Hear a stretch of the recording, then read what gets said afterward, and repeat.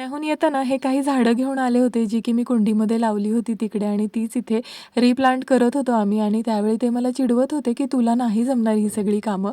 म्हणून म्हटलं चला ह्यांना दाखवूनच देऊया. पुण्यामध्ये वाढलेली असले म्हणून काय झालं, मलाही जमतात ही सगळी कामं म्हणून काही खड्डे करायला त्यांना मदत केली आणि त्यांनाही समजलं, "अरे बापरे! ही काही दिसते तशी नाजूक नाही आहे बरं का."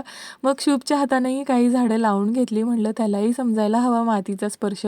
आपले रूट्स कुठले आहेत हे कायम त्याला लक्षात राहावं यासाठी त्याच्याकडूनही थोडीशी मदत करून घेतली आणि आपल्या नातवाला आंबे आवडतात म्हणून पहा आई झाडावर चढून त्याच्यासाठी आंबा उतरवत होत्या आणि मी इथे आईंसाठी कैरीचं पन्हं करत होते कारण त्यांना खूप जास्त आवडतं ते.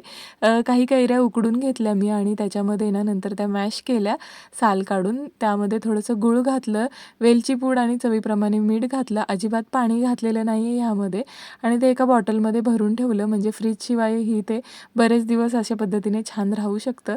त्यानंतर संध्याकाळी आम्ही गेलो माझ्या नंदीच्या घरी जेवणासाठी. तिथेच एक मनीमाऊ भेटली आम्हाला खेळायला आणि पहा आज मस्त असा नॉनव्हेजचा बेत होता. मोठ्या नंदेनेच सगळा स्वयंपाक वगैरे केलेला होता. किती छान वाटतं ना असं गावाच्या ठिकाणी. हॉटेलमध्ये आपण आहे ना पैसे देतो शहरामध्ये चुलीवरचं खाण्यासाठी, पण गावाला फ्रीमध्ये ही मज्जा लुटता येते. चला तर मग आता भेटते तुम्हाला नवीन व्हिडिओमध्ये. बाय.